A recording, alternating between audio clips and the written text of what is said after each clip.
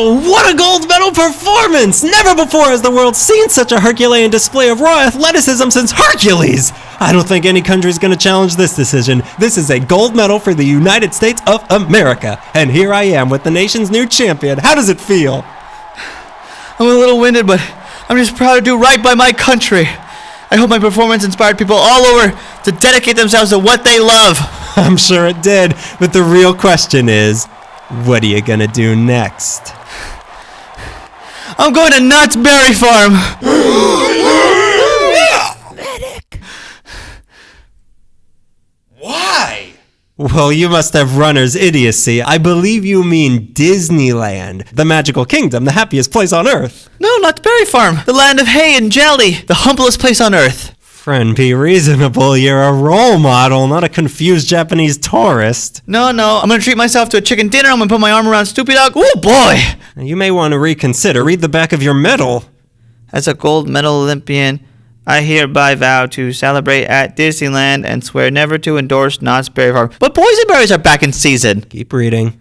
Even if boysenberries are back in season. Well? I'm sorry, I want to ride the wacky soapbox racers. All right.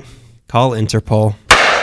Order in the international court. How does the defendant find himself? Well, thank you. Guilty or not guilty? Guilty of wanting to have some wholesome family fun. We will now hear the testimony from the representative of Knott's and Berries. Wah, wah, wah, wah, wah, wah, wah. Wah, wah, wah, wah, wah, wah, wah, wah, wah, wah, wah, wah, wah, wah. Well, that is not a language recognized by the International Court. You are hereby sentenced to a park hopper weekend at Disneyland and Disney's California Adventure. No. You will conquer Space Mountain and yell, "Yippee!" once the conquest is over. They will take a picture of you. You will buy the picture. No, please, anything but that, please. You will go rafting with Captain Jack Sparrow. A pirate's life will be for you. You can't do this to me. You will wonder why Whoopi Goldberg hasn't won more Oscars as she narrates your simulated journey over the Golden State. Is there no way out? Well, there's always my way out, which is a joke you'll find funny come Sunday. Welcome to a majestic Matterhorn. Hey, no hard feelings about that sentence. Hope you don't mind sharing a toboggan with me. No spoilers? But there's a Yeti. You want to lick my Dole Whip? I don't want licking your stupid Dole Whip. It's not stupid. You're stupid. It's a good Dole Whip. It's a good Dole Whip. All right, fine. Give me a stupid lick. Put your seat in an upright position. You're going to Flavor Town, buddy. Give me a stupid... Oh, I spilled it. You idiot! My Dole Whip! Napkins, spoons, straws! Now, so gents. Hey, we haven't even seen the Yeti yet. Are you escaping? Be honest. Yeah. Someone stop him! He's executing a clean sprint through the Innovations Complex. A world-class long jump straight over Autopia into a perfect backstroke through the Finding Nemo submarine voyage pool. They've raised the drawbridge of Sleeping Beauty's castle in an attempt to stop him, but he's executed a clean deadlift and raised it straight over his head and continues on his way. What's this? A challenger? Winnie the Pooh has put down his honey jar and is attempting to subdue the assailant. Oh, bother. He has Greco-Roman wrestled him into submission. We're awaiting the judge's decision. Spectacular form. The judges have decided the assailant has Greco-Roman wrestled Winnie the Pooh into submission. He has now grabbed a torch from the enchanted tiki room and is lighting the Olympic cauldron with it. Wait, it's not the Olympic cauldron. That's Tom Sawyer Island! The smokescreen is slowing down his pursuers as he grabs an unusually large stale churro and is pole vaulted clear over the back wall of Toontown as he makes his way up the 5 to his final destination, Buena Park, to the only place he was ever competing for, Knott's Berry Farm. Goofy, get the sniper rifle. I'm gonna blow his brains all over the carpool lane.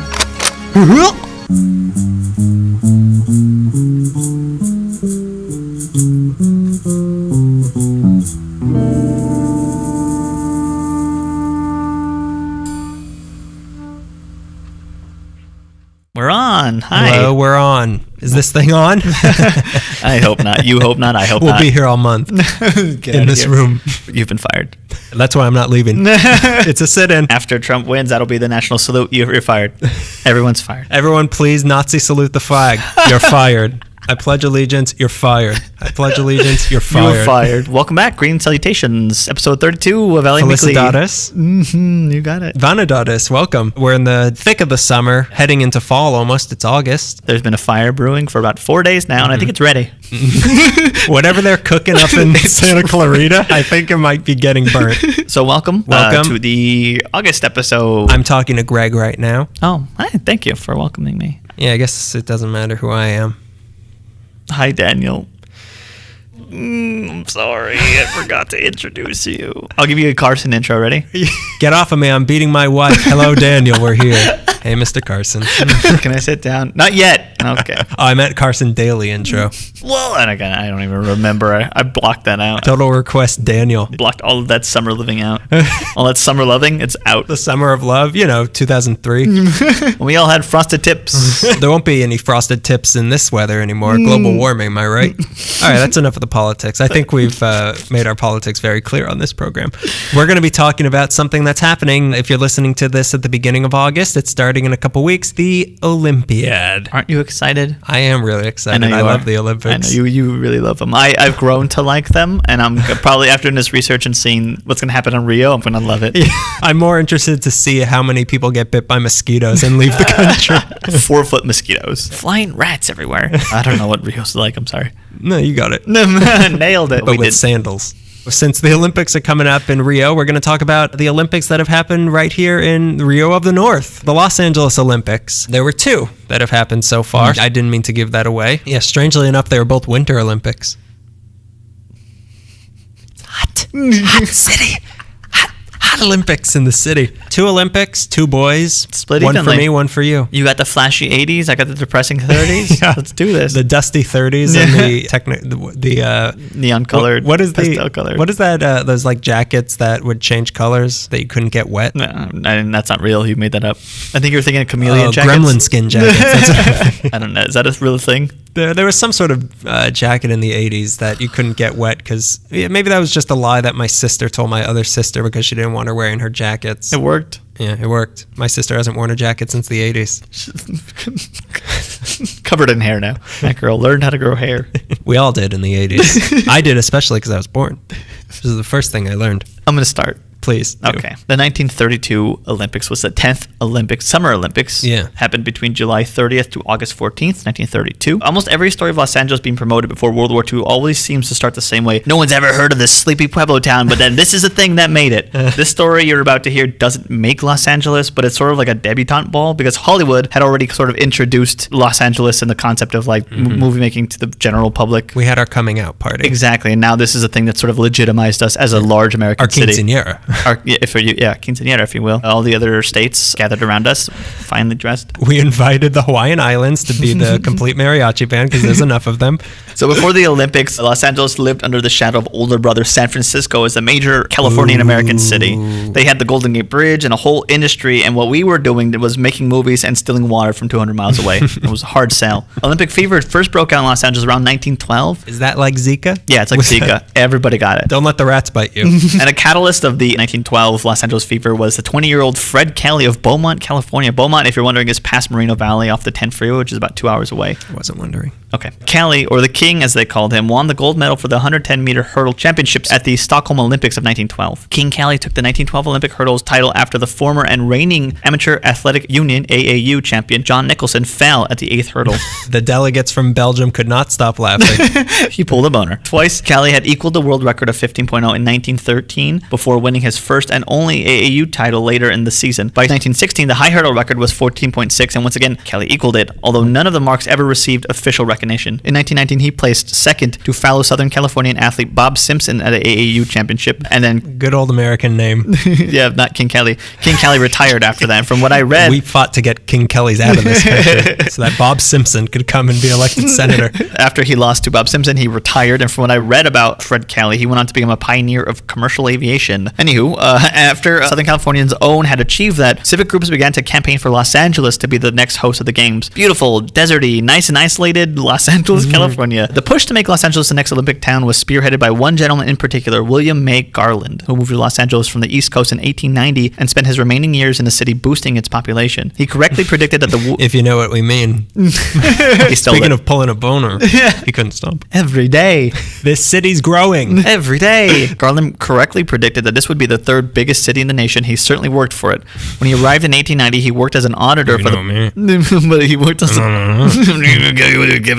he worked as an auditor for the Pacific Cable Company, but moved into real estate, which is why he was crazy about boosting population, because people got to live somewhere, and if you own places where people got to live, then you get money in your pocket. But he also cared deeply about legitimizing Los Angeles. He was on all sorts of civic groups, although when I look at them, they are all real estate related. He was president of the Los Angeles Realty Board 3 times. He was the former president and honorary president of the California Real Estate Association, as well as the former president of the California State Chamber of Commerce. He soon established the W.M. Garland and Company, headquartered in Henry Huntington. W.M. Garland Company and Company. Company and Sons. He worked out of the Henry Huntington's Pacific Electric Building on Main Street with Coles, where he worked under Henry Huntington. And he was also the president of the California Standard Finance Corporation. He also served as a colonel on the staff of California's Governor Gillette, as a member of the Los Angeles Board of Education and the Public Library Board, and, one more thing, as president of the Los Angeles Art Association. And he was a lizard. Part of the lizard people. He was president of the Los Angeles Art Association. More importantly, though, he was the Pacific Coast delegate to the International Olympic Committee, IOC, and the president of the organizing committee for the Olympics pool to the west. Between 1919 to 1923, Garland made 6 trips to Europe to appeal to the IOC for games to be played in the West. These trips were largely funded by Garland himself. Is he related to Judy Garland? Yeah. And what you decorate with Christmas? Also, yeah, he's also related to the inanimate object. He's also related to Jeff Garland, even though it's not one's Garland, one's Garland. They're related. People in the committee weren't crazy for what he was selling. They weren't crazy. Many of the international experts told him to forget his wild ideas, but he was persistent. He had a vision of Los Angeles as a thriving city, and he knew the Olympics would be the spotlight of prestige on Los Angeles that was required for his vision to become a reality. Shortly before the Olympics took place, the population of Los Angeles had just hit the 1 million mark. But still, Los Angeles was an odd choice, because Little Los Angeles was still unknown to many. It was too small a community for such a mainstream sporting event. It was too untraditional. Los Angeles was so unknown as the city goes that when he proposed that the games be held here, he was asked if Los Angeles was near Hollywood, to which Garland responded that it was a suburb of Hollywood. He had to tell them. He had to point it out on a map for them. One of the IOC... I still don't get it. What do you mean? It's by the water? But what? One of the IOC delegates promised his vote because he wanted to see how the movies were made. Take Fountain. What's the quote? It was his 1920 trip to Rome where Garland, accompanied by Zach Farmer, who was the secretary of the association, against many expectations, was able to secure the Olympics for Los Angeles, California, with the condition that a stadium be erected that could house the games, since there was nowhere in the city to do that. So that had to be done. But really, it was right to question Los Angeles as I guess there had only been like 10 so far. Yeah, this was the 10th one. There was 9 before, yeah. So it wasn't that crazy to think about. Yeah, I'm not impressed. Yeah, it wasn't. I was impressed at first, and I thought, well, whatever. I mean, at least we made it to the top 10. I mean, all the other places were like from the whatever century they were established. 9th century, Jesus walked there. Yeah. And here's Los Angeles. What do we get? Jesus, Charlie Chaplin. The modern day Jesus. But really, it was right to question Los Angeles as the next stop of the Olympic Games. It was isolated and it was hard to get to. If you think about Los Angeles in 1920, much of the city hadn't even been connected to each other. Like the little inner cities hadn't been connected yet, much less to other cities. It was a remote location. For European participants, it took a week to cross the Atlantic by ship and at least several more days, close to a week, to travel across the United States. I didn't even think about that factor. Like, people probably died like along the way getting to. Yeah. Give me you're tired, you're weary, you're jumpers, you're juicing. And since time is money, and the more you're traveling, the more money you have to dish out. And this was not only for athletes, but also for the coaches and Olympic officials. This was a huge financial feat for them. And they all had to go through Ellis Island and get their last names changed before they could compete. You're all Simpson now. Who cares? You're all Johnsonville. Many people really didn't believe that the games would be held here. Even though it was secured, they still thought that this was going to change when the time came, or that if it happened, it would be a farce. But that didn't bother Garland, however, and he moved forward with the one main condition: getting a stadium built. Garland and a number of other civic leaders banded together to form the Community Development Association, CDA, with the intention of building a coliseum in the spirit of ancient Rome, where world-class games could be held for the general public that would otherwise not get to see a game in such a venue. I didn't know that the Coliseum was built for the Olympics. Yeah. Isn't that weird? No, keep going. It was commissioned in 1920 and its groundbreaking was held in 1921. So you could see that Garland and gang wasted no time in trying to get this epic stadium built in time for the 1924 Olympics. They put together a $950,000 investment to have this stadium built. Since they were bouncing back from the losses of World War I, they decided to dedicate the athletic stadium to the war veterans, which is why it's called the Los Angeles Memorial Coliseum. However, briefly it was called the Olympic Stadium because we got to show them we're serious. The Olympic Memorial Olympic Stadium. The Roman Empire Memorial Olympic Memorial World War I Memorial Stadium Coliseum. Oh, Los Angeles, throw that in there too. Of Los Angeles. Of Los Angeles. The place next to Hollywood. Right across the ocean, a quick trip. It's going to be an acronym one day, so it'll make more sense as one long word. The Coliseum was designed by father and son architectural team John Parkinson and his son Donald. John Parkinson arrived in LA in 1894, where the population was half of what it was when the stadium was built. After touring other stadiums around the country, they decided their Coliseum would be as grand as possible, done in a classic Roman peristyle, which mostly means open peristyle, which from what I can understand of art stuff, mostly means open air and with columns. Sounds like a pear to me. And as grand as it was planning on being, concrete and steel helped to make the building of this damn thing affordable. It would also be built in a newly renamed and recently reformed Exposition Park, which was earlier known as Agricultural Park, a rowdy adult amusement park area. Fans of the show remember Agricultural Park from our Pacific Red and Yellow Line episode titled, quote, "You're Killing Me, L-A-R-Y." This area had been reformed with museums and it was to be a respectable place. We're putting a memorial stadium here. Museums are going up. This is going to be respectable. Someday there's going to be a space shuttle here. What's that? What's space? Is that in the old world? John Parkinson is responsible for some huge LA landmarks such as City Hall, Union Station, and the Bullock's Wilshire Building. Either by himself or in a design collective, Parkinson had participated in the design of 21 buildings on Spring Street alone in downtown. Most of them all still stand today, including all 4 buildings at the intersection of Spring and 5th Street, which they refer to as John Parkinson Square. It's the Rowan Building, Security National Building, Hotel Alexandria, and the Spring Arts Tower. Those are all his design, and they're all at that intersection, Spring and 5th. Garland's plan for getting the 1924 Olympics hosted in Los Angeles was a bust. It was decided on Paris instead, but with Parkinson's draft for the Coliseum, he returned in 1921 and got approved for not the 1928 games, which would take place in Amsterdam, but the 1932 games, which would take place in Exposition Park, a suburb of, yes, you guessed it, Los Angeles. And the committee was so impressed by Garland's vision and persistence on the matter that they made him a member of the Olympic Committee. Wow. Look at that. So we got the pity games. Yeah, exactly. The consolation games. Listen, what else do you want? Just stop coming. Like, what else? The Consolation Coliseum. Construction on the Coliseum took less than 2 years and ended on May 1st, 1923. When the Coliseum opened in 1923, it was the largest stadium in LA with a capacity of 75,000 people, which was 13% of the population. If there's any sort of natural disaster, you all move in here. Into this bowl where if it's a flood, you'll all drown. It looks really small. Like from the outside, it looks small. Yeah, from the outside, it looks small. When Like, you're in there, though, I feel like I could throw a rock from one end to the other from the outside. Listen, that's everyone's folly. You're going to fail at that just like Men everybody have else. lost their fortunes trying to follow through on that bet. John Elway standing on one corner of it. Like, I got this. I walked on the field because I had a breast cancer walk. So you end the thing and you walk on the field of it. And when you're down there, like, oh, yeah, this place is giant. Yeah, I feel like being inside. It's got like it's like a peanut M&M with a really thick outer shell. I don't think that it is. I think if you double check your notes, you'll see that the Coliseum is a peanut M&M. You know, I didn't like look through the archives or anything. I haven't like gone through the microfiche, but I'm pretty sure you're wrong. No, I think if you look in there, you'll see it's a peanut. Oh no, it's creamy peanut butter. Oh no, I meant it's a gummy bear. You know, I used to work there and we'd have to walk halfway around the stadium to get to one gate to walk to a bathroom, and walking around you're like, oh, this place is pretty big. Inside and out. Yeah, I don't know.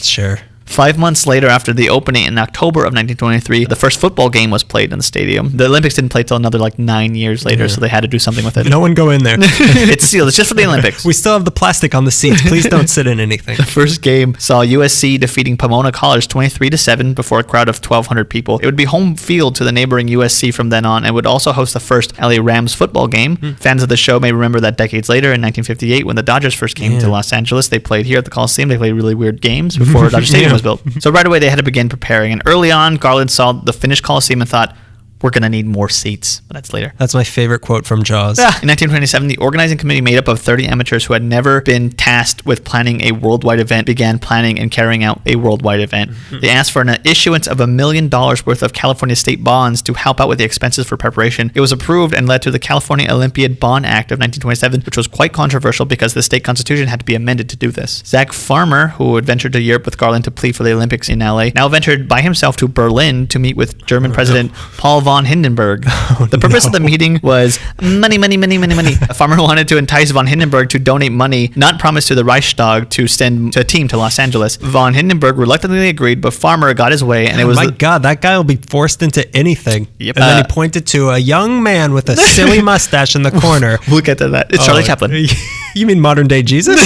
So with that money from the Reichstag, they were able to send competitors for their ding. By the way, Germany in 1932 was not a great time, and Hindenburg was in his 80s, so you can see how the Allied Olympics was fine whatever to him, whatever, fine. He was seen as the only person to stop Hitler's rise to power, and the next year, 1933, he appointed Hitler to the new chancellor position. Anyways, we got some Reichstag money. The 1932 Los Angeles Olympics, brought to you by Hitler dollars. Delicious, long-lasting Hitler dollars. Sponsored by propaganda. So the Olympiad Bond Act of 1927 also allowed the CDA to enlarge the Coliseum maximum capacity of attendees. This was done as they saw an enormous possibility for tourism, immigration, and economic development. Money. So in 1930, a large-scale $900,000 expansion began, and they put in 30,000 new seats to the stadium, bringing the total of 105,000 seats. Where'd they get all the seats? Where did they get the seats? How did they put more seats into something that's already built? I think they added seats above, like a top ring, from what I imagine. That, or they just piled seats on top of each other, like bunk seats. Floating chairs. They had the technology at the time, but we ruined it. Because we sat in them too much. That's what it was. Our fat butts from all these hot dogs. The Olympic torch was added to the peristyle on the east end of the stadium, as well as the Olympic rings, which are placed over the main center entrance to the peristyle. To this day, the torch is lit during the fourth quarter of the USC Games, as well as other special occasions like the Olympics being held in other cities. Really? So whenever there's an Olympics, that torch is lit here? Yeah. Many Olympic first happens in the 1932 Olympics of Los Angeles. One of them, the Olympic Village, was built to house the athletes. Built in Baldwin Hills, construction was built hastily but fully operational. 550 two-bedroom pink and white portable bungalows were built, along with a dining hall and a hospital. The bungalows were 10 feet by 10 feet rooms, furnished with curtains, plus 4 beds and wicker chairs. They were made to be taken apart easily and were built with the idea in mind that they would be carted off after the athletes had gone home. Each little bungalow had a patch of grass and a row of flowers leading to the door to make them feel at home, not like they're just bumming it in Baldwin Hills. And to avoid any anger over American food, the village had 5 dining rooms, and each team was able to invite their own chef to cook for them. This was just for men, though. Now those dames... No. That was the women they could invite, was the chef. They don't get no room for them over in them bungalows. Why don't you stick them in, I don't know, the Chapman Park Hotel in Wilshire, now known as Chapman Plaza, where they could, I don't know, live lavishly for a couple weeks. The Chapman Park Hotel was across the corner from the original Brown Derby and the Ambassador Hotel where the Coconut Grove was. The ladies must have loved that. They love hats. They love restaurants that look like hats. That's all they like. When people think about visiting Los Angeles Hollywood style in the 20s, what they think about is like a 2-week trip at the Chapman Park Hotel. There's pictures of the women. It just looks so cool. They look like movie actresses. They're just all... You're going to have to compete in full jewelry and heels because we paid for it and we wanted to see you in it. I just got this flapper bob, and I think I could swim better, so I think everyone should get one. Also, I think the first time in Olympic history that the genders were separated while visiting other cities to compete had been in Los Angeles. Prudes. There was some initial hesitation to the Olympic Village holding men of different races, beliefs, and ideals under one roof for an extended period of time, but that was overcome quickly, and many of those being housed there still have fond memories of trying to overcome the language differences so they could chum it up with other athletes, which seems pretty cool. Here's something strange I read that I couldn't find anywhere else. I just found in one little passage. Apparently at the Olympic Village, there were security officers dressed as cowboys. I read it somewhere, and I don't know if it's true, but I hope so. I mean, how could that not be true? You know where you are? It just makes so... Yeah, welcome to the Wild West. It was just Wyatt Earp kept trying to get involved and see what was happening. It's all progress and money, and nothing will ever stop us. It's 1929. And then the Depression hit. Yay, welcome. Welcome back, Depression. And the money didn't trickle down the way it should have. Because of the Depression, less than half of the participants from the 1928 Olympics in Amsterdam competed. There were 1,332 participating athletes from 37 nations. 4 years before in Amsterdam, there was 2,883 from 46 nations. Participation in the games was the lowest since 1904. By 1930, almost 350,000 residents of LA and Orange County were jobless. There were soup kitchens supplying free foods to desperate citizens on Broadway, Spring, and Figueroa, which was blocks away from the currently in construction Memorial Coliseum. Soup in a show. The governor at the time was under pressure to cancel the games because we couldn't afford it, but Garland and the CDA remained calm and pushed forward anyways, which seems kind of dicky at the time, but I'm glad they did. The Depression meant that all the spending would have to be crucially and efficiently tight, but classy. H.O. Davis was the managing director of the Olympic Village, and he had to arrange it so the money that the athletes paid would go back toward the cost of the construction just to break even. But the committee had agreed to charge a meager $2 a day for each athlete there in the stay. Give me those singles, boys. The cost for European visitors was reduced from $1,500 to $500 a person, meaning that this Olympic Village idea was officially a tradition and a requirement. Instead of paying for room and board, the city would build a place for them to stay at. Yeah, it seems like all the Olympics are just about like how are we gonna afford this? How are we gonna do this? How are we gonna do this and still make it look like we didn't spend a lot of money? You wanted it, LA?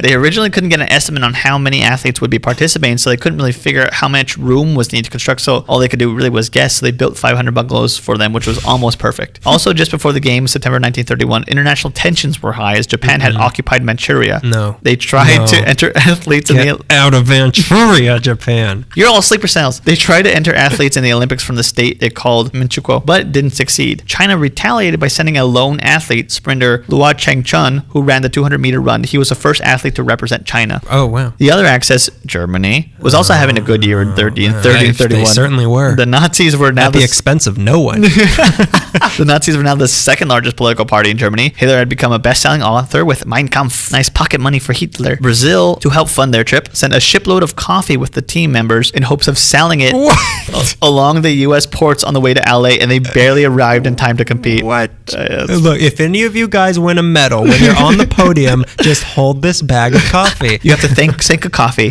Set up a booth on the way out. You'll sign autographs and make sure you move that coffee. We didn't compete much, but we made profit with the coffee. We drank all the coffee. We drank all the coffee, and we won in all the competitions we weren't in. We made up our own games and won at those. You know, backgammon? Brazil. Back in Los Angeles, Hollywood helped promote the games to potential tourists across the country and internationally through radio. They had a half-hour program on CBS that sent overseas on shortwave radio an international invitation to the Los Angeles Summer Olympics. Aiding in outreach were stars such as Marlene Dietrich, Maureen O'Sullivan, Bela Lugosi, Jimmy Durante, and Laurel and Hardy. Representing Transylvania. Don't come. The invitations were also sent out in different languages for different countries. Charlie Chaplin draped his mansion in Olympic regalia, and Louis B. Mayer of MGM hosted a party to help funds. Another broadcast came. Generous. Another broadcast called Come to the Olympics aired on July 7th over the KECA and NBC network from the Hollywood Bowl, the Olympic Village, and the Olympic Stadium. It showcased Douglas Fairbanks and his junk food-loving wife, Mary Pickford. Of course she's involved. Along with Will Rogers. It was being decided what other venues could hold the game since the Olympic Stadium, aka the Memorial Coliseum, was limited in its design. After scouting, they selected some familiar spots. Cycling would be featured at the Rose Bowl. The Olympic Auditorium, which was built in 1924, would house boxing, weightlifting, and wrestling. The LA Harbor would be used for sailing. The Long Beach Marine Stadium would beach wrestling. You gotta wrestle an animal. Get that dolphin over here. They keep dying. That means we're winning. The Long Beach Marine Stadium would be used for rowing. Swimming sports such as water polo, Olympic swimming, and diving would be held at the LA Swimming Stadium near the Coliseum. Rifle and pistol competitions were held at the LA Police Academy in Elysian Park. Funds were funds were provided by the city of LA for the streets to be gaily decorated from the Olympic flags and banners. There's pictures that they went like all out. You'd think that the Fiesta parade was going on there. I forgot what it was called. I don't listen to this stupid podcast. I can't listen to these. Ridiculous. How do people do it? You don't even make it past the intros. You kidding me? Oh, it does. The microphone's still on. Oh no! Leave us a review. Around this time, a prominent LA street known simply as 10th Street was renamed after the games, Olympic Boulevard. Oh. You ever think about that? No. Now I can't stop thinking about it. Visiting athletes came to town in July of 1932 by train and steamship. Some traveled thousands of miles for the first Olympic Games on the Pacific side of the world. Japan arrived with the largest load of travelers, 225 athletes, trainers, coaches, and officials. That's so weird that Japan had the most athletes. Yeah. I mean, they took over they took over Manchuria. Most of their athletes came from Manchuria. Freshly Japanese. Okay, who's strong?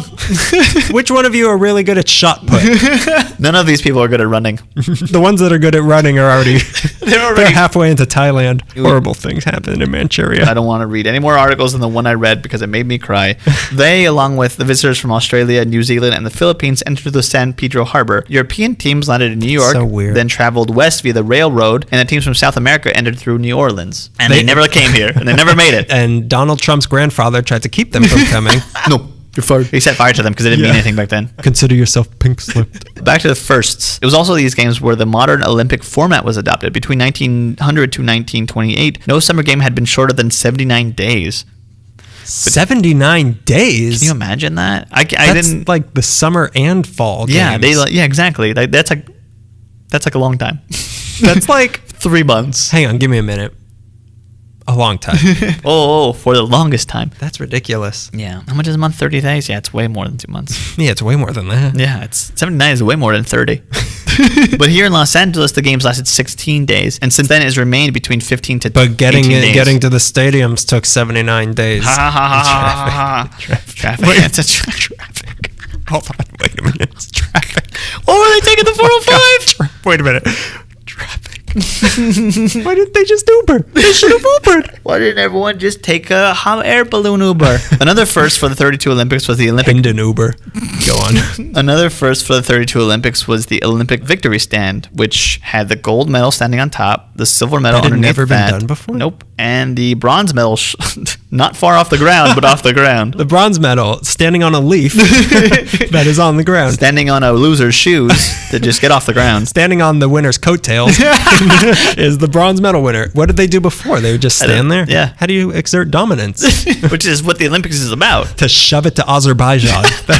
That's why we're in the Olympics. You hear me, Hitler? The emblem for the 32 Olympics was composed of the American flag presented in the form of the arms, accompanied in the foreground by the Olympic rings with the Olympic motto, Sidious, Altus, Fortius, faster, higher, stronger, and a laurel branch, the symbol of victory. And Daft Punk remixed that. The opening ceremonies for the 32 Olympics was an insane display of artistry and pageantry with a record crowd of 101,000 spectators, which is almost capacity of the Coliseum, which they built. They cheered on 1,500 athletes from 40 countries. A 300-piece band performed for their entrance. Although the number of visiting athletes and the visiting spectators was low, it was still a grand event because it drew in like most of the population of Los Angeles. What else are you going to do? Exactly. It was also the What, introduction... you gonna jump off of a building? It was also the introduction of national anthems and the raising of flags in honor of the victors during the medal ceremonies. Wow. That first time that happened was 1932 Olympics. That's so the 84 Olympics also like remade the game. Like LA Really? kind of made the Olympics. It's kind of weird to That think is about. really weird. Now, I don't even know how to begin to cover the Olympic Games, but I'll give what I'll consider highlights. The star of the The 1930... beginning and end.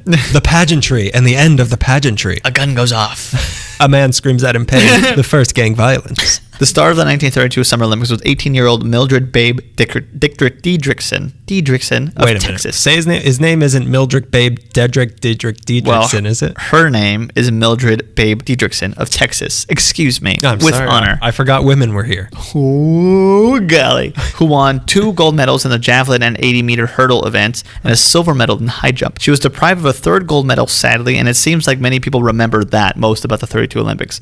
Great. That's what we remember is our hero failing. She tied with teammate Gene Sheely in the high jump, resulting in a jump off between the two. After Diedrichsen performed... Someone lay down a beat. It's got to be sick. Preferably a very fatty one. It's the Olympics after all. Manchuria's here. We got to show the rest of the world we know how to party. We don't want to embarrass ourselves in front of Liechtenstein. And Hindenburg. Von Hindenburg. After Diedrichsen performed, the judge charged that she dived over the bar, which was really a new technique called the Western roll, which required one arm and one leg over the bar before the head crossed. And she, because of that, awarded the gold medal to Sheely and Diedrichsen to the silver medal. Diedrichsen qualified in all 5 women track and field events, but competitors could only compete in 3 events. So she could have really done well in the discus throw and the relay and the long jump, but she was only allowed to do 3. So she was later in 1950 named one of the greatest female athletes of the first half of the 20th century. Eddie Toland won gold medals in the 100-meter and 200-meter sprint events. There was debate over who broke the tape in the 100-meter dash, Toland or the competitor Ralph Metcalf, but that was resolved in the very first use of the photo finish camera. Really? The 32 games were also the first instance of the automatic timing in track and field. Helene Madison won 3 gold medals in freestyle swimming. She was the first woman to win 3 gold medals at the Olympics. She could have been Diedrichsen, but it wasn't. Modern day Michael Phelps. She earned them in the 100-meter and 400-meter freestyle races and earned a 3rd gold medal as part of the U.S. relay team. Overall, the American women dominated in swimming, taking 4 of the 5 medals. Georgia Coleman won a gold and silver medal in the diving events. The swim team from Japan, made up almost entirely of teenagers, won 5 of the 6 men's swim events. They kept peeing in the pool. And they said, deal with it. Kitamuro Kitsuo, who won the gold medal in the 1,500-meter freestyle race, was 14 years old. What? Became the youngest male swimmer ever to win the Olympic event. The youngest athlete was swimmer 13-year-old Ralph Flanagan of Los Alamitos, California. The oldest athlete at the time was Canadian's own George Giles of the sailing team. He was 104. He wouldn't stop aging. He was the old man in the sea.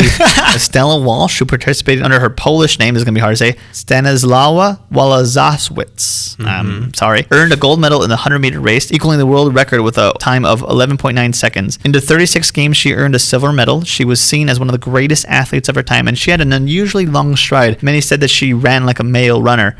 In 1969, she was shot and killed in a Cleveland parking lot in the Crossfire armed robbery. That's a bummer, but here's something weird. Her autopsy revealed that she had a chromosomal disorder known as mosaicism, which meant that Walsh had sexually ambiguous genitalia. Wow. Mosaicism is a condition in which cells within the same person have different genetic makeup.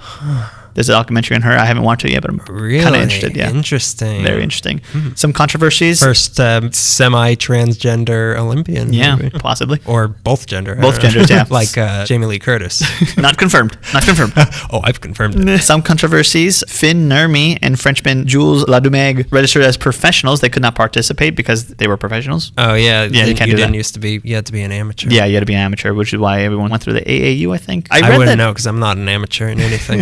I start pro and I just get bigger from there. I start pro and I turn elite. I read that football had to be removed as Olympic sport, but I also read that USC and a lot of other college teams played, so I don't really know if that's true or not. They can't be stopped. There was an uproar when the winner of the gold in the 1500-meter run medal, Luigi Balcali of Italy, mounted a newly established victory stand and gave a fascist salute. Oh, boy. Oh boy, the other access showed up. Later, Balcali was drinking champagne with his pals. Why is that a big deal?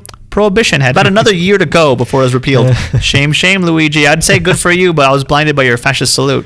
U.S. walked away with 41 gold medals, 32 silver, and 30 bronze, achieving a total of 103 medals. They were followed by Italy, France, Sweden, and Japan. Britain placed 8th, Aussies came in 10th, and New Zealand came in but last. Really? Yeah. How many did they get? I didn't I read. guess 0. Yeah. Maybe they got medals taken away from them. The closing ceremonies gave everyone a nice subtle goodbye. A choir of 1,200... Subtle goodbye. Subtle, get out of here. A choir of about 1,200 sang Aloha, Farewell to Thee. Trumpeters at the top of the stadium, peristyle, sounded taps as the Olympic flame faded away. The scoreboard read, "May the Olympic torch pursue its way through the ages." One of the athletes for the United States swim team, Clarence Buster Crabbe, set the record in the 400-meter freestyle swim, which he almost... Of course he's a swimmer. Of course he's a swimmer. Clarence Buster Crabbe. He almost lost to the team in Japan. A year later, Crabbe would star in the role of Tarzan in several Tarzan film serials. What? He would also play Buck Rogers and Billy the Kid. Really? Yep. The Olympic swimming star of 1928, Johnny Westmuller, had also previously starred as Tarzan. I'm glad he's on our team. Yeah, to think he's... why? 2 Tarzans. You'd think he would be better at, like... Aquaman. Hire him as Aquaman. You know that character that hasn't been made? What's Marvel's Aquaman? Submariner. Thank you.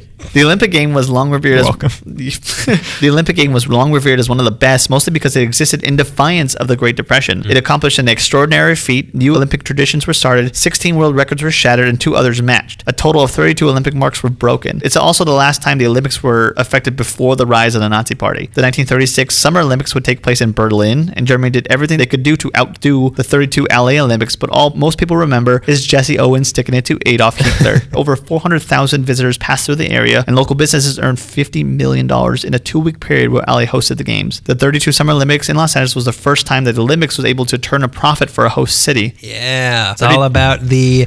Money. To quote Donald Trump's theme song. Interesting. Yeah. So we did it. We did it. We did it. By golly, and we that's did it. the only Olympics that has ever happened. Never again. Certainly not in the 80s, the most boring of periods. The least conducive to athleticism. So yeah, that was 1932. Yep. Let's fast forward a little bit. Let's pull a Jesse Owens and run straight past Hitler into the 80s. On your mark. Get set. History lesson. Oh, boy. Boy, did I hate that. Not as much as everyone else listening. So you heard about the first Olympics to hit LA, or as I like to call it, the semifinals. This is the real Olympics, everybody. Yeah, that's the sound of everyone not in the stands at the 32 Olympics. They were so poor. So the first LA Olympics was a big success, but by the time the 80s came around, the Olympics, much like most everything else in the 80s, had lost its way. Oh, no. Yeah, we gotta find it. Oh, no.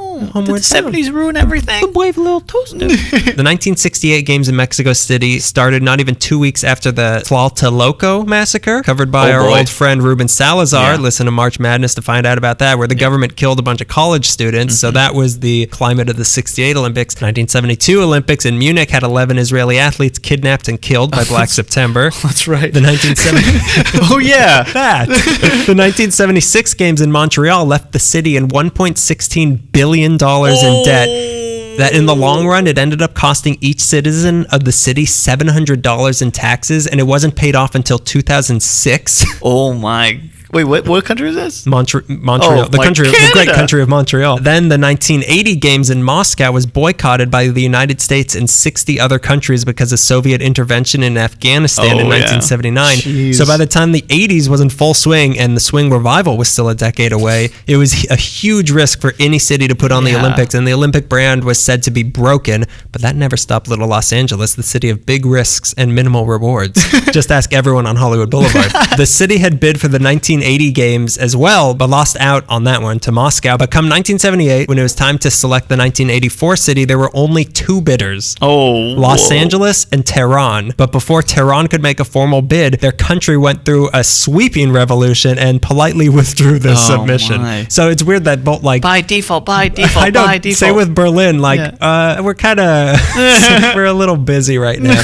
So that left Los Angeles as the only city in the world interested in hosting the 1984 Olympics. And after a quick round of asking, isn't there anybody else in every language imaginable, LA was once again awarded the games of the 23rd Olympiad by default. By default. This was the first Olympics in the United States in 52 years. The 1932 one was the last one. In fact, shortly after the success of the 1932 games, the Southern California Committee for the Olympic Games was formed to try to bring the games back as soon as they could, which turned out to be a brisk 52 years. Now let's get into the specifics on why nobody wanted to host the Olympics. They thought canoeing was boring. It is. More importantly, no city wanted to use public money to pay for the Olympics. Yeah. So the modern Olympic Games started in 1896, and that was privately funded, but every other one since then was paid for with taxpayer money. And apparently, if you do anything long enough, it becomes a tradition. So that was the way the International Olympic Committee liked the games to be paid for, but they disguised their argument as nobly putting on the games for the sake of the games, no matter what the cost. But times had changed, and the LA government saw that, so they decided that their Olympic Games would not be paid for by the public, but would be privately funded. And this was so offensive to the Europeans that the IOC refused to allow them to do that. Then Mayor Tom Bradley said, okay, then we're not hosting the games. And then the IOC remembered there was no backup city, so they agreed, but they wanted to see a plan before anything was finalized. So Tom Bradley set up a private group called the Los Angeles Olympic Organizing Committee, headquartered in beautiful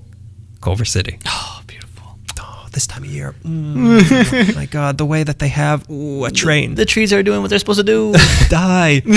Burn upon impact of the sun. The chairman of the chairman, this was more of a Justice League than a committee, was a man named Paul with the almost perfect last name, Zifrin. So close. The executive vice president was Harry L. Usher, but the main character here, the president and general manager of the committee, elected March 26, 1979, Peter Ueberroth. Ueberroth was the founder and head of First Travel Corporation, which at the time was second only to American Express as the largest travel business in North America. So the plan, the LAOOC, that's what I call it, spearheaded by Ueberroth, was to raise a $500 million budget made up entirely of ticket sales, sponsorships, and television rights. Wow. As Ueberroth explained it, free enterprise, private sector Olympics with no taxpayer money. So let's go over his plan. Ticket sales. Pretty straightforward. Give people tickets. They give you money in return. Find out the tickets are fake. You're already on a beach in Guatemala. You don't have to answer to anybody. You'll be drinking out of a coconut.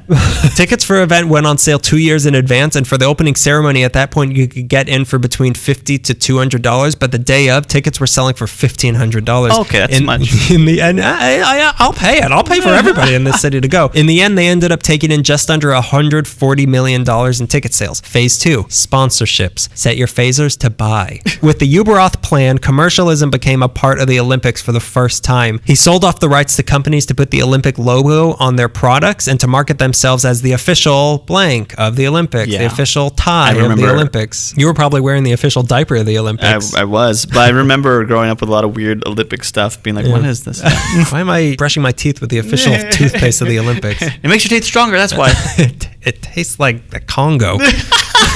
There had been sponsors in previous Olympics, but this time Ueberroth didn't allow as many sponsors in the theory that if there were fewer sponsors, the big names would pay top dollar to make the cut, and this theory worked out perfectly. 43 companies were licensed to sell official Olympic merchandise like Anheuser-Busch, Coca-Cola, M&M, Mars, and IBM. McDonald's was the official hamburger provider of the Olympics. They even sold off spots on AT&T Presents the Olympic Torch Relay for $3,000 a kilometer. Everything cost money. If you won a gold medal, you had to provide the gold. Yeah, exactly. This was also the first time track and field stars openly endorsed products. Oh boy. The committee ended up taking in $130 million in sponsorships. Strangely enough, Nike wasn't the company it now is, so they weren't willing to spend the $4 million to be the official shoe of the Olympics. So instead, they put up murals all around the Coliseum of Nike endorsing athletes. The official shoe title went to Converse. Really? Yeah. You can't run into Converse. No. Please, don't even walk fast. We needed to find an official foot repair man.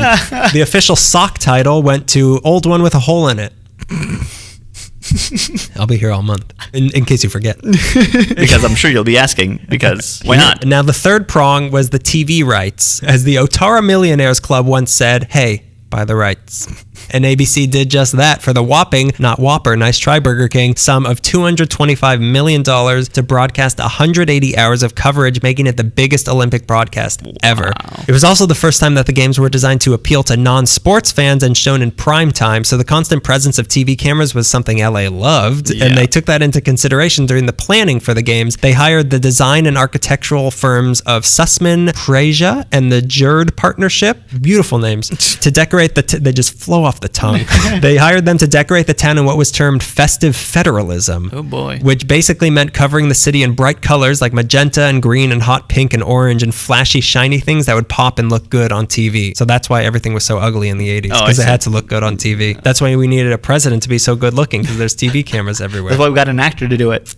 So all this and some more private fundraising added up to the first privately funded Olympics since the first modern one. And as much as the IOC hemmed and hawed, this is now part of the standard practice of how all the Olympics are run. Yeah. Saving money was priority number one in the planning. The LAOOC ran on no frills, and Uberoth could verge on the edge of cheap many times with buildings for the committee that weren't big enough to hold everyone, and the staff and many people not being paid enough. But Uberoth wanted to save as much as he could, even though after the games he gave himself a $475,000 bonus. Don't hurt yourself patting yourself on the back, buddy. Anyways. The other innovative feature of this planning was the use of already existing venues, which saved hundreds of millions of dollars. Yes. Building new venues and structures that never get used after the Olympics are over is usually what sends Olympic cities into debt, but the LAOOC saw a way around this. They only built 3 new venues and they adapted all the rest of them. 2 things were working to LA's advantage. One was that we had already had an Olympic Games here, so there were structures in place that were known to be able to get the job done. The second was the sprawl of the city. Normally, the reason most people hate LA, it made the LAOOC plan possible because nobody was expecting everything to happen in one built-up city center, because LA didn't have just one built-up city center. We have many unbuilt up city centers. So since there were so many ready-to-use venues spread throughout the city, we could bypass the building up of one area and just showcase how many different parts of the city there are instead. Oh, that's good. Yeah, so we used what we had. They renovated the Coliseum, giving it a new paint job and a new track circus. Everyone had to play around the circus. Go ahead. They put in digital scoreboards and video screens. Then they used the Coliseum for the opening and closing ceremonies and for the track and field stuff. They had archery at El Dorado Park in Long Beach, basketball in the Forum, boxing in the LA Memorial Sports Arena. They crossed city limits and had canoeing in Lake Casitas near Santa Barbara. Wow, they went all the way to Santa Barbara. Yeah, they had equestrian at Santa Anita Park and stepped outside the city again to have some stuff at Fairbanks Ranch near San Diego, more equestrian stuff. Fencing at the Long Beach Convention Center, soccer at the Rose Bowl, gymnastics were held at UCLA at Pauley Pavilion, the John Wooden Recreation Center, and the Sunset Canyon Recreation Center. Handball at the Forum and also out of the city at Titan Gymnasium at CSU Fullerton. Cool. Field hockey at Weingart Stadium on the East LA College campus. Judo was at the Eagles Nest Arena at CSU LA. Wow, they went everywhere. Everywhere. The pentathlon was at Coto de Caza in the Heritage Park Aquatic Center, yet again outside the city in Irvine. Rowing was outside the city at Lake Casitas again. Shooting at the there was a shooting at the Olympic shooting range. Oh no. This just in from 1984. Shooting at the Olympic shooting range at the Prado Recreation Center in Chino. Volleyball at the Long Beach Arena. Weightlifting at Albert Gertzen Pavilion at Loyola Marymount. Wrestling in the Anaheim Convention Center. Yachting in the Long Beach Marina and Harbor. Baseball at Dodger Stadium. The venues they built were the Los Angeles Tennis Center at UCLA for Turnus. They played turnips. Then the cycling velodrome at Cal State Dominguez Hills, built for $4 million, paid for by the Southland Corporation, which was replaced in 2004 by the ADT Event Center, but the StubHub Center is where the original velodrome was. Okay. Cycling also took place on the Artesia Freeway and at Mission Viejo. What? Yeah. Okay. Just stay to the right. Stay in the carpool lane. Nobody uses it. The third thing they built was a new $4 million swimming center at USC to replace the tiny 1932 one paid for by McDonald's. It was filled with Cheeseburgers. Cheeseburgers and barbecue sauce. Swimming also happened at the Raleigh Runnels Memorial Pool at Pepperdine. The LAOC also gave money to found the UCLA Olympic Analytic Laboratory to test athletes for performance-enhancing drugs. That happened in 84? What, you think people weren't doing drugs in 1984? I didn't know you were getting tested for it in 1984. I thought that They were started being in- tested, but they were mostly looking the other way. They couldn't read the results because they were so high. Cocaine was still legal then. It was understood. You're not using marijuana, are you? They're No, gonna just go morphine and cocaine. So they're still using this drug testing center, but it's under the new name, the Peter V. Uberoth Building. Oh, okay. For the Olympic Villages, they just used the dorms at USC, UCLA, and UC Santa Barbara. wow. Yeah, Okay. they just they were really repurposed? not even repurposed, just like changed the sheets. They were really thrifty with things to make these places fit into the festive federalism aesthetic that they were going through. They just put banners on them and called it Olympic. Fine. Just like draw a ring. Yeah. Draw a couple rings. They were revitalizing parts of town that needed it without being at the expense of the locals. Yeah. So the stage was set and Bain was ready announced to let the games begin. But then something not totally unexpected happened. On May 8th, 1984, the day the torch relay from New York to LA began, 12 weeks before the opening ceremony, the Soviet Union announced that it was boycotting the Olympics. Oh. Yep. SU. Soviets. Joining them were the countries allied with them and in their thrall: Afghanistan, Bulgaria, Cuba, Czechoslovakia, Ethiopia, East Germany, Hungary, Laos, Mongolia, North Korea, Poland, South Yemen, and Vietnam. They cited a few things as their reasons for boycotting. One was the blatant commercialism. Right. Another was that they feared for the safety of their athletes because of the anti-Soviet hysteria they said was being whipped up. They weren't wrong. Red Dawn. They were sure that protests would arise, but they were not sure that the U.S. officials would do anything to protect the Soviet athletes if anything happened. Not entirely wrong. Yeah. I think it's pretty clear they were boycotting to get back at the U.S. for boycotting their Olympics. High five. I like cheap retaliation like that. Let's play the Olympic Games. Let's do this sort of who does what with nuclear bombs. Who can get to the big button faster? That was the newest game in the Olympics. Who can turn the key fastest? The boycotting commies instead had their own games called the Druzhba 84 or the Friendship Games. One can only assume they were lame. Who can shake hands better? Who gives the tightest hugs? Go. We all win. Except for you, and you. You two go to slave camps. No hugging allowed. But as the motto of the LA Olympic goes, the show must go on. So Stalinism be damned, go went the show. But before the fun could begin, some questionable things had to be done, like Mayor Tom Bradley giving new temporary power to the LAPD to put a lot of suspected, which always, Never do that, please. my favorite start to any sentence. Please kept it in check. They put a lot of suspected gang members behind bars. Okay. I'm air quoting furiously, so that they wouldn't cause any trouble during the games. This obviously caused a lot of trouble. Trouble that would spill over in the next decade during the riots. Oh, great. Security was also a big deal here. They rounded up over 100 helicopters. The Coast Guard stationed over 3,000 troops and brought like a fleet of craft out to sea protecting the coastline. About 100 National Guardsmen were sent in, and it all added up to the largest security force ever amassed during peacetime. Did they bring the cowboys too? They bring in the cavalry. That is an insane state to live in. Yeah. They could have just launched war. Like we have everybody here. The Soviets are over there. We've got all of our friendly nations. Yeah. Let's just attack. They were all hanging out in Culver City. There were also scores of other personnel, including 25,000 volunteers. The opening ceremony was set for July 28th, but starting June 1st up until the end of the games, they had the Olympic Arts Festival that featured art displays and performances all over the city from over 145 groups performing in 12 different languages. Italian baton twirlers would pop up randomly in the streets. Oh, cool. Yeah. That guy's throats. Oh, he's supposed to be doing that. Japanese rope acrobats hung off the Dorothy Chandler Pavilion. Oh. Someone get them down. This art festival Get down. You get off of there. This art festival is also responsible for all the Olympic murals that linked the spread out venues throughout the city. Along the freeway. Yeah. Yeah, I know the ones. Yeah, you've graffitied all over them. The night before the opening ceremony, they had prelude to the Olympics, a gala concert at the Hollywood Bowl, and then came July 28th. A huge opening ceremony at the Coliseum. It was the biggest one ever.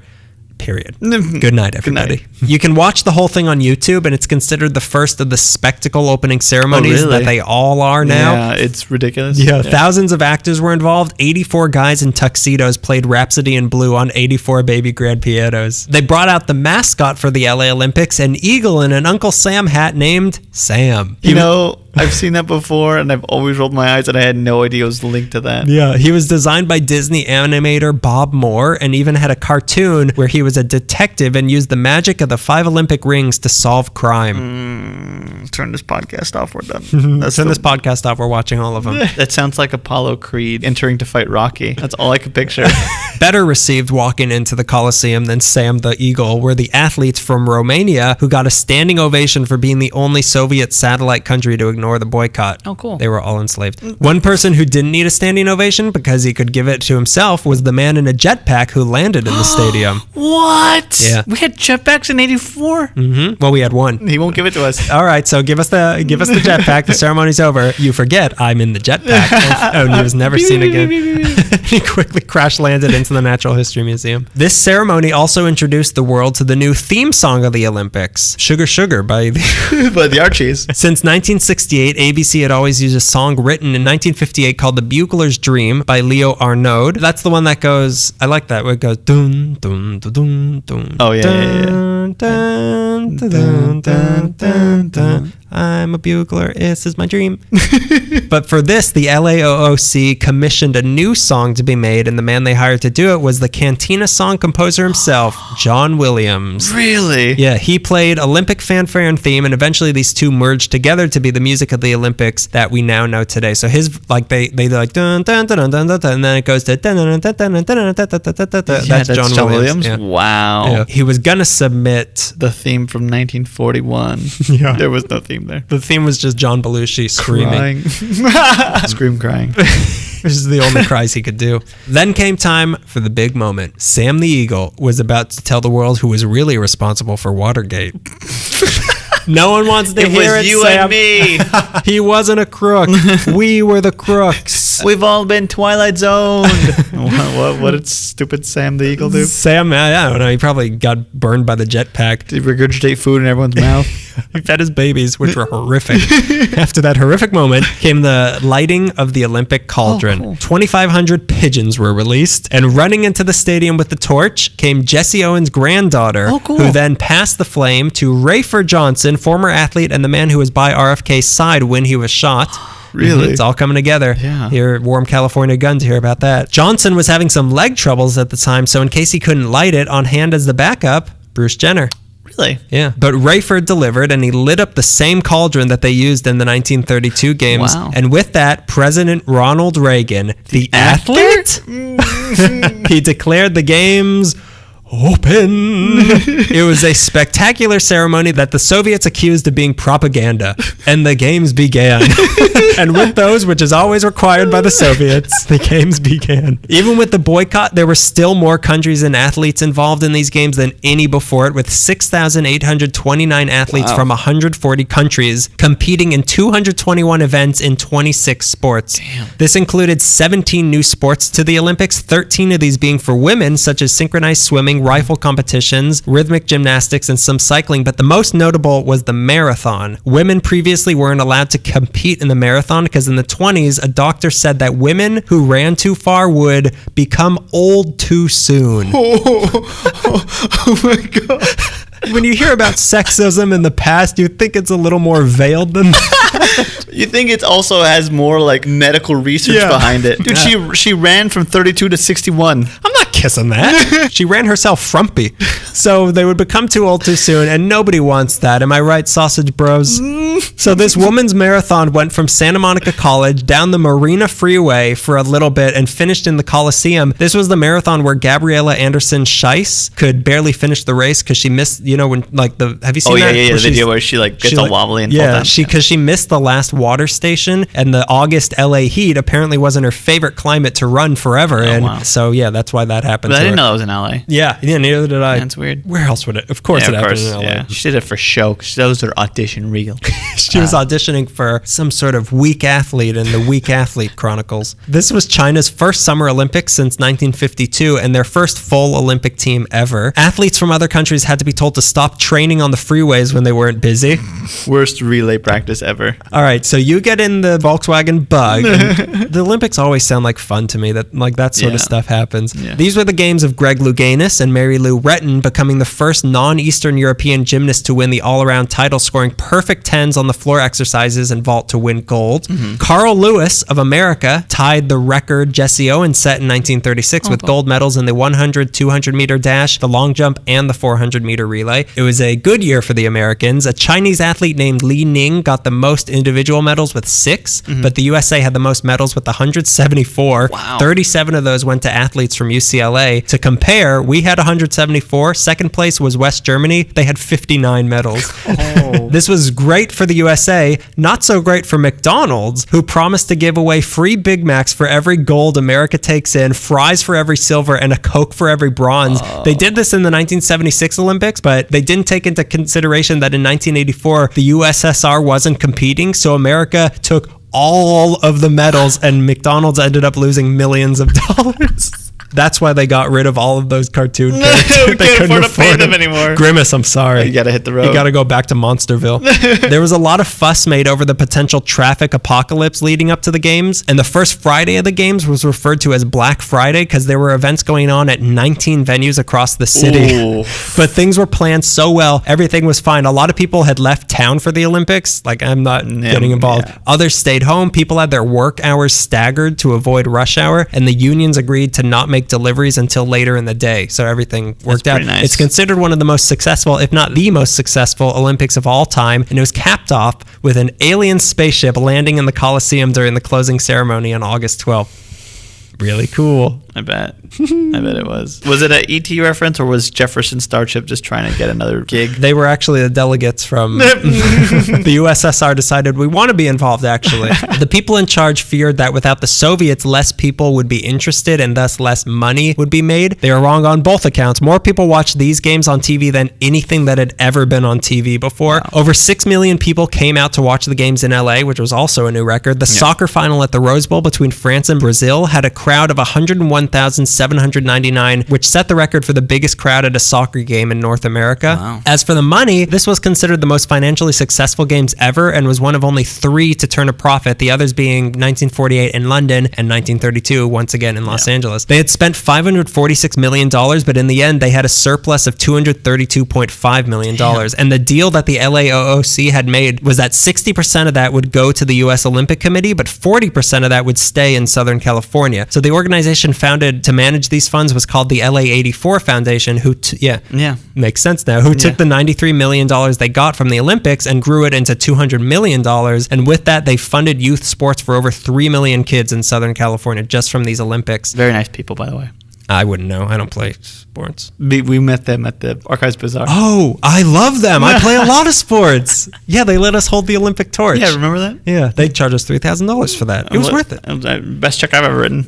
Best debt I've ever gotten into. They also used this money, the LA84, they set up the largest sports research library in North America called the Paul Zifrin Sports Research Center, which I want membership to. But the bottom line was that it was just a really well-organized Olympics. Uberoth was named Time Magazine's Man of the Year, and then went on to be the commissioner of Major League Baseball, and also headed the U.S. Olympic Committee from 2004 to 2008. Now, if you're one of those people who wants the Olympics back in LA, you better start writing letters begging Uberoth to come back. They had tried, right now, we're in the present. LA had tried to be the U.S. candidate for this year, 2016's Olympics, but they lost the nomination spot from the United States to Chicago, who then lost the games to Rio. We've been trying for several years to win the 2024 Summer Olympics, and it's actually looking really good right now. I would say Boston was the official U.S. choice for 2024, but Boston backed out because they didn't want any excess budget to be paid for with tax dollars. So LA, always ready to do things nobody else wants to. They stepped into that. Olympic costs are getting crazy again. People say that the reason Greece is, because they went bankrupt putting on the Olympics. And they estimate the LA Olympics, which would be the 33rd Olympiad, they estimate it would cost $6 billion, and anything over that would come out of taxpayer money. But they assure us that the rights and sponsorships would cover it all, and they've been so bold as to proclaim that there will even be a $61 million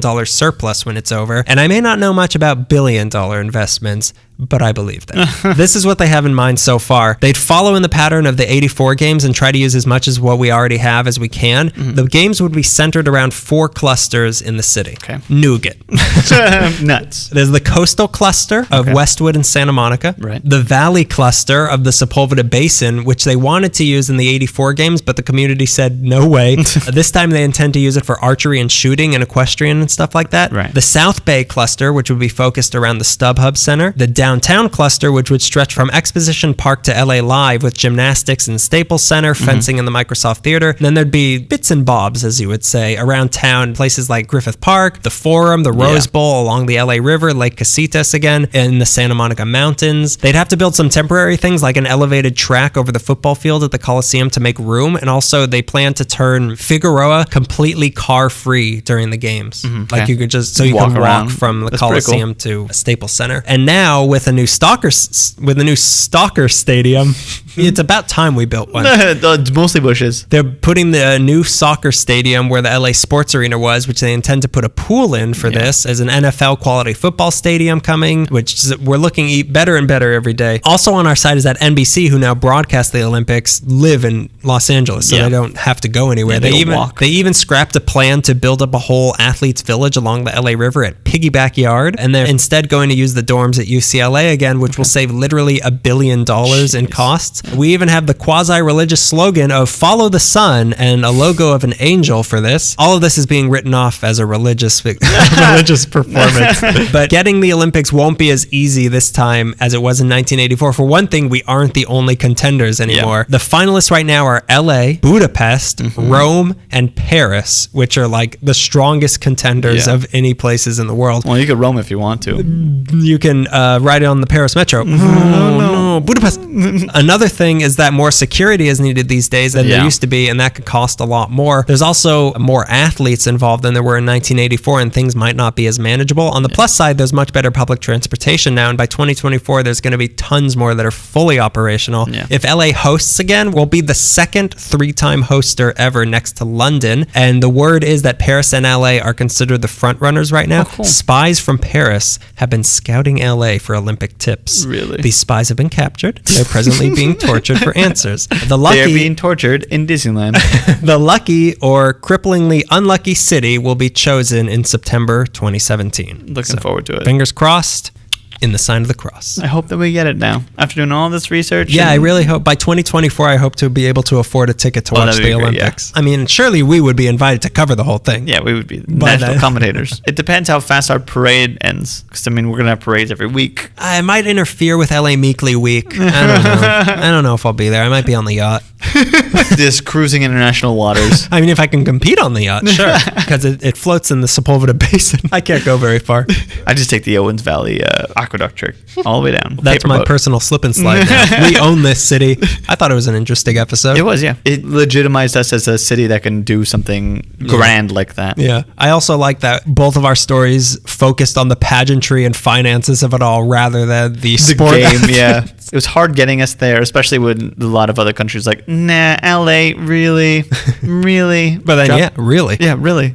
Char, really? Yeah, we want it. So what's the big deal? I think it would be really fun. Like, I really like the idea of, because I always like big family gatherings, like when everyone's kind of like, oh, we're in this room in the hotel, like big events. Yeah. And I like the idea of the whole world kind of being like, hey, let's go hang out with the Manchurians. The Japanese, they won't let them alone, but we can still hang out with them. It almost seems like very party-ish for that 2 weeks or whatever. Yeah, I think it would be a lot of fun. Yeah. And also the idea of fencing happening and just like all the stuff happening, like, oh, I go there. I can drive there in 20 minutes and disrupt the whole Olympics. Exactly, yeah. I can go in there, smash an Olympian's knee, and I'll become a part of history. Yeah. It was right to concentrate on the festivities that come before the games because that's kind of like the fun of it. Like the games themselves are fun, but the opening ceremony is my favorite part. Yeah, me too. I just like flags. Call me crazy, but I have a serious flag fetish. You may have a fetish, and that fetish is leaving reviews on iTunes. Then we've got just the activity for you. Go on iTunes, leave us a review for this podcast. Please. Or at least just a star rating. I'll say it again. If you have an iPhone, it's so simple. Open the podcast app, hit the search bar, put in LA Meekly. It's right there. Just leave a review. You don't just a star rating. All it takes is thumbs. If you don't have thumbs, I apologize. Even rats could do it. And they do. We've gotten many reviews from rats. They say it's this hate speech and slander. Visit our Tumblr, which is our main page, lameekly.tumblr.com. We put pictures up that correspond with the links. It's also our main place where we have the archive for the is there. podcast episodes. Like us on Facebook. If We you post stuff there. Songs we've been putting lately. We've been songs putting relevant songs. to this sort of thing. Yeah. Follow us on Instagram, LA_Meekly. You'll see nice pictures every single day. Mm-hmm. We are on Twitter, Darn day. at LA Meekly. At LA Meekly. We are doing What else field do we trip have? episodes soon, so if you have any ideas, if you want to talk to us, Yeah, if you work at a place relevant to this city, an interesting sort of place, contact us and we'll send out our interview squad, which is us and mustaches, and we will interview you and you will be on an episode. we'll wake you up in the middle of the night, we'll throw a bag over your head to throw you in a van. Who do you work for? Why do you work there? Yeah, email us at alley.meekly@gmail.com is what it is. Anything you want to email us. Food. Please. Do we have that yet? What do you call food on the internet? Gigabytes. Oh boy, I want to leave. I want to leave so bad. Yeah, so that's everything we have. Like us everywhere. Send good vibes. You Yes. know, everybody enjoy the Olympics. Enjoy August. We'll be back September 1st, maybe even sooner if we have one of the field trip episodes done. But stay tuned, loyal listener, because the future is in a few days. And then it's going to be a few days after that, and that's more future. The future doesn't stop coming. Nothing stops coming. Don't look back. That's not the future. Look forward to the future. The future eventually leads to the end. The end is nigh. And that has been yet another episode of LA Meekly, keeping McDonald's in cheeseburger debt since 2013. I would gladly pay you cheeseburgers For a Tuesday today. for a Tuesday in the future.